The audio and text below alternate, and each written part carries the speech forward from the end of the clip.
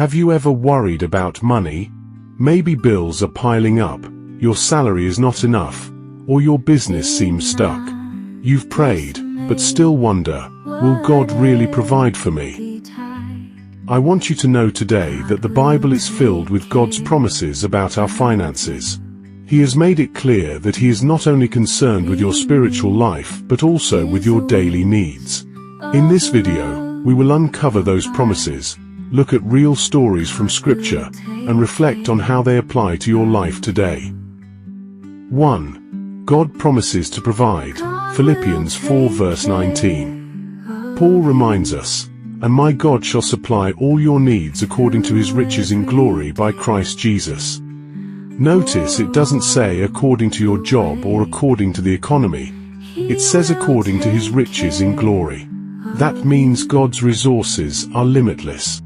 Think of the Israelites in the wilderness.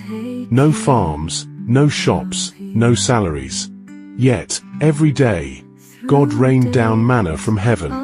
He was faithful then, and He is faithful now. Let's pause and reflect. Take a moment and think, if God could feed millions in the desert, can He not handle your rent, your school fees, your daily bread? 2. God promises abundance. 2 Corinthians 9 verse 8. Paul also writes, "And God is able to bless you abundantly, so that in all things, at all times, having all that you need, you will abound in every good work." God's goal is not just that you survive, but that you overflow, so you can help others. Imagine if every time someone around you was in need, you had enough to bless them. That is God's picture of abundance. Remember the widow at Zarephath in 1 Kings 17? She had only a little oil and flour left. But when she obeyed God's word through Elijah, her jar never ran dry. God multiplied her little and turned it into abundance. Reflection pause. Could it be that your little, when placed in God's hands, will overflow beyond what you expect? 3. God promises fruitfulness. Deuteronomy 28 verse 12. The Lord will open the heavens, the storehouse of His bounty, and bless all the work of your hands.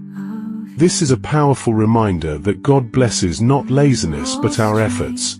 He blesses our work, our business, our studies, our skills. The rain from heaven waters what you plant on earth. Think of Joseph in Egypt.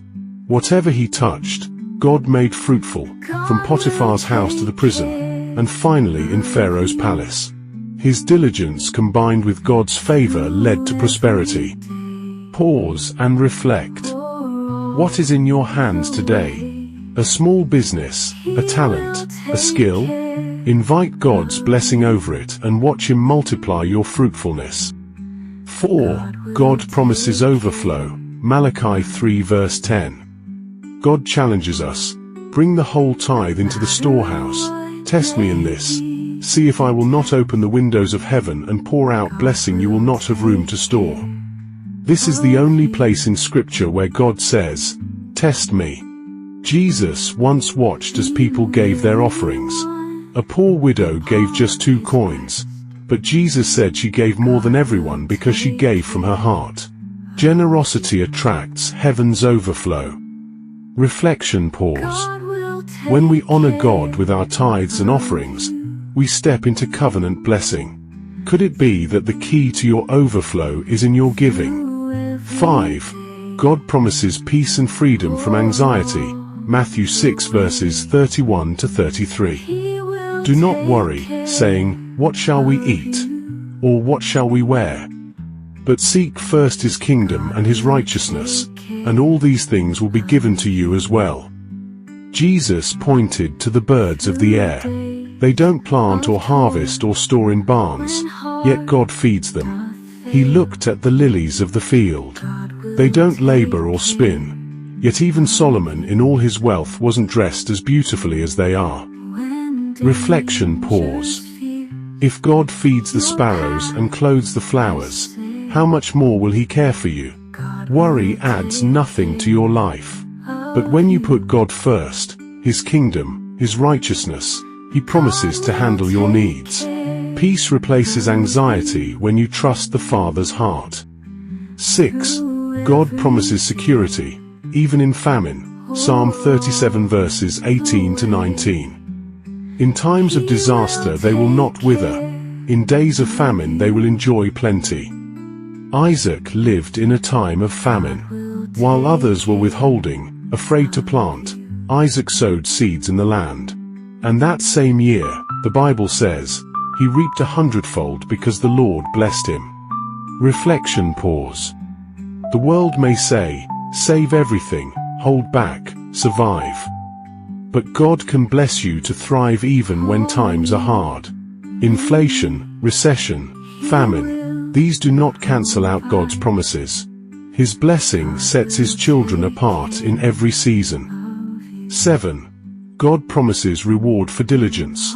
Proverbs 10 verse 4, 13:11. Lazy hands make for poverty, but diligent hands bring wealth. Jesus told the parable of the talents. One servant was given 5, another 2, and another 1. The first 2 worked diligently and doubled what they had. The last buried his in the ground out of fear. When the master returned, the diligent were rewarded with more, while the fearful lost even what they had. Pause and reflect. God blesses diligence. Faith doesn't mean sitting back and doing nothing. It means working faithfully with what God has placed in your hands. He rewards those who are responsible, disciplined, and faithful. When you do your part, He adds His increase. 8. God promises an eternal perspective. Matthew 6 verses 19 to 21. Do not store up for yourselves treasures on earth, but store up treasures in heaven. The rich young ruler came to Jesus, eager for eternal life. But when Jesus told him to sell his possessions and give to the poor, he walked away sad, because his treasure was on earth, not in heaven. Reflection pause. God blesses us financially, but His ultimate desire is that we use our wealth to invest in eternal things. Souls, kindness, generosity, His kingdom. Earthly riches fade, but treasures stored in heaven will never be lost. Reflection and prayer. From manna in the wilderness, to oil that never ran dry, to blessings in famine, we see one truth: God is faithful. His promises are unshakable. The question is, will you trust Him with your finances today? Let us pray. Father, give us today our daily bread, just as you promised. Deliver us from the fear of lack, and help us to trust in your provision. May our lives reflect generosity, diligence, and eternal perspective. For yours is the kingdom, the power, and the glory, forever. Amen. If this video has blessed you, don't keep it to yourself. Share it with someone who is struggling financially right now. Subscribe for more inspiring Bible stories and promises of hope. And in the comments, write this declaration: God is my provider. Let's flood this page with faith.